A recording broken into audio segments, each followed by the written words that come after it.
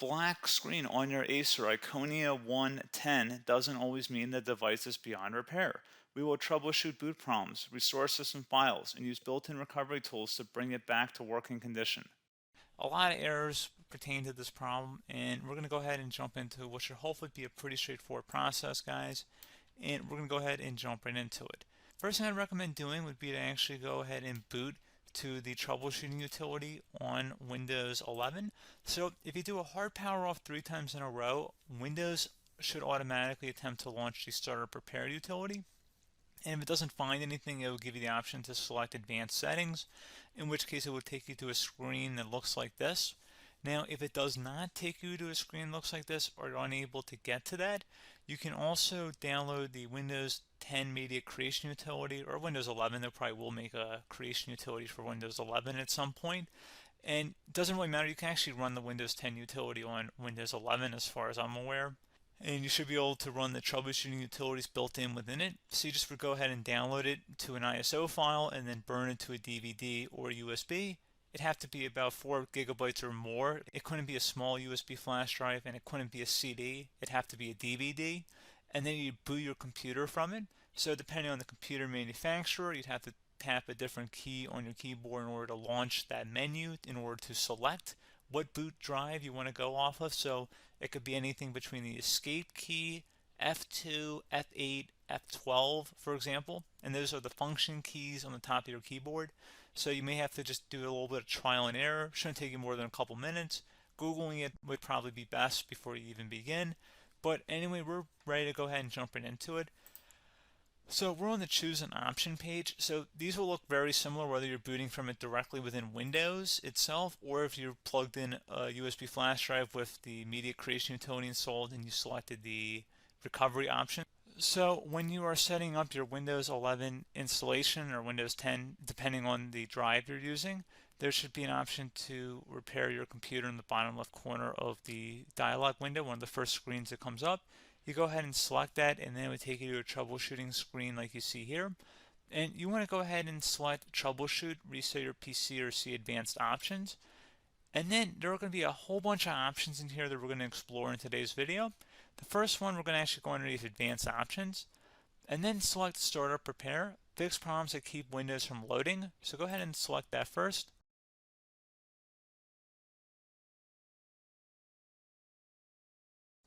Okay, so you can see it could now repair our PC. That was our first option we could try. Something else, if we go back into advanced options here, and then select troubleshoot, we're going to go underneath advanced options again. You can go ahead and actually access safe mode by selecting startup settings.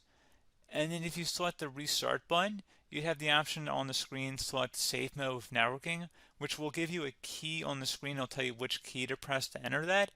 I believe it's the F7 key. It'll do that for you.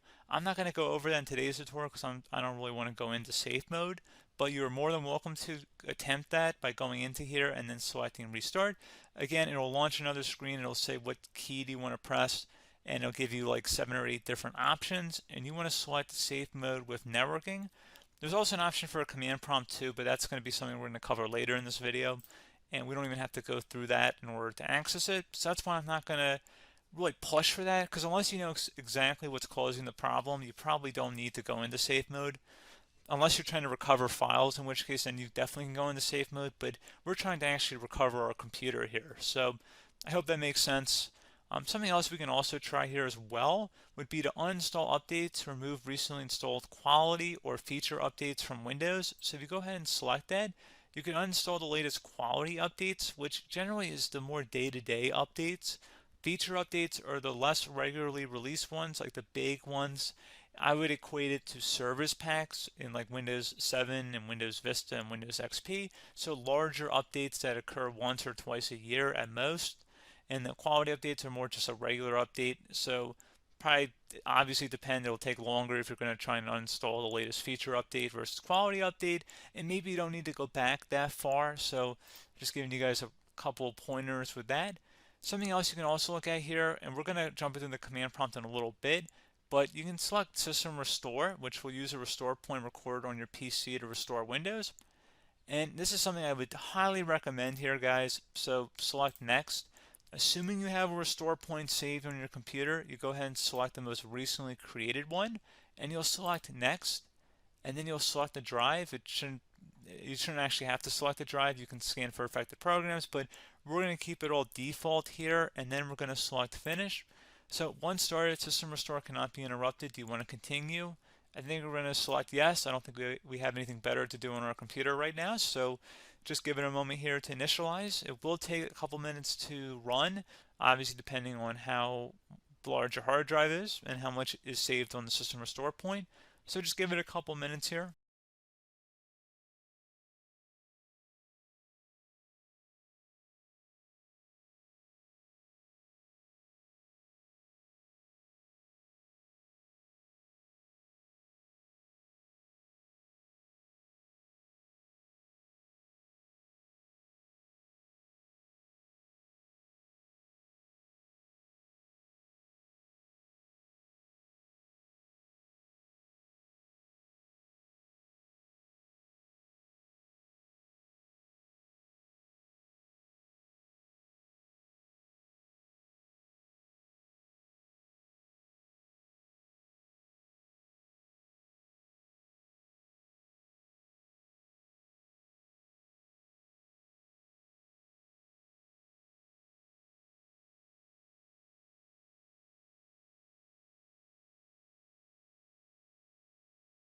System has been restored successfully.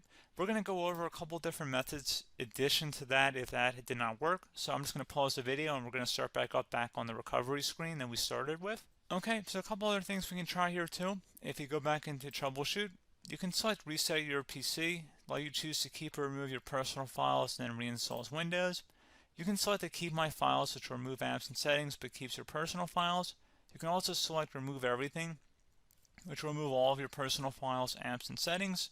So this is more of a factory reset, the second option here. First option, it should not delete all of your personal files. However, it will pretty much clear most of your programs. And keep in mind, there's no guarantee that your information, number one, is even still available and easily recoverable on your computer to the point that you actually would be able to recover anything.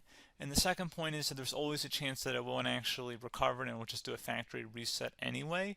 So there's no guarantee that actually would keep your files anyway. So I would recommend trying to get a recovery tool and backing that up first before selecting it anyway. But again, those are a couple different options. And then something else you can try here if you go back to the choose an option. Another option, if you go underneath choose an option and select troubleshoot, advanced options, and now select where it says command prompt. Okay, so the first thing we should do is type our main hard drive here. In most cases, it should be the C drive. So you just do a C colon and then hit enter on your keyboard. So once you're underneath the C drive, we're going to type in dir and then hit enter on your keyboard. It should have program files, users, and Windows all in there. That's how you know you're in the right directory.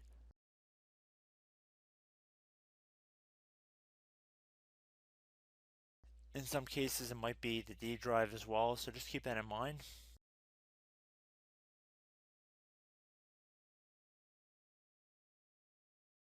Next thing we're going to do is type in cd space / Windows / system 32 / config,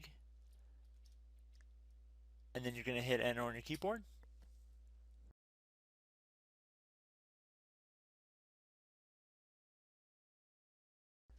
So now you're going to type md space backup. If you've seen other tutorials, it might also say to put down md backup. That's because the backup name is pretty common when you want to back something up. So you can name this whatever you want, doesn't have to be backup. So if you've already made a backup folder in the past, you could do backup 1, for example. So once you're done setting the name you want the backup to be called, hit enter on your keyboard again.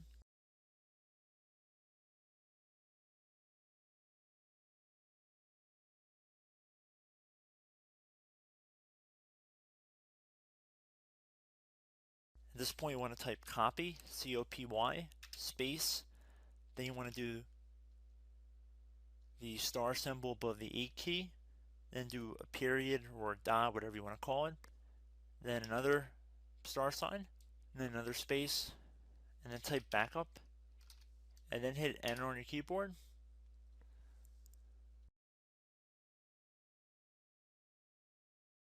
Now you want to type cd reg back, REGBACK, and then hit enter on your keyboard. So now that we are under the reg back, so now you want to type dir again, and then hit enter.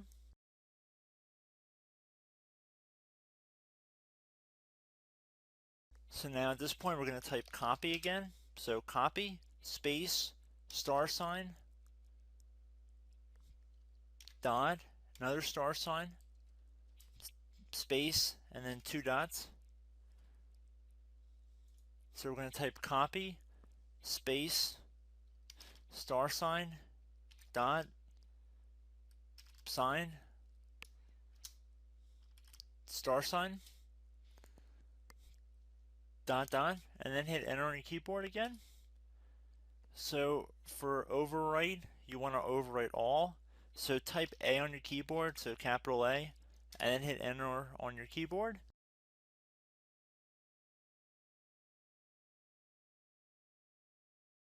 So at this point, you should be good to go. You can close out of the command prompt window, and if you accidentally continue to Windows 10, you should be all set. So I hope one of these 3 or 4 different methods we went through in this tutorial helped you guys out. Again, I'm not sure if you guys heard me earlier, but try to go back into your safe mode if possible and uninstall any programs you know might be conflicting with the Windows startup if you can get into safe mode. So just keep that in mind. Something very simple like that could be blocking up everything. So again, I hope this tutorial helped you guys out, and I will catch you in the next tutorial. Goodbye.